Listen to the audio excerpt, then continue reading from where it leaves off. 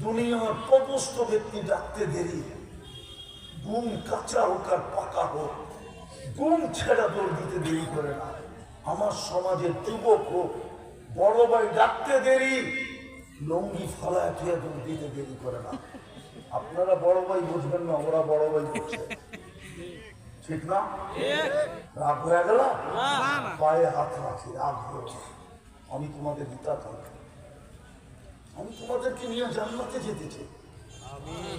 আমি চাই আমার সমাজের যুবক জান্নাতে যাক।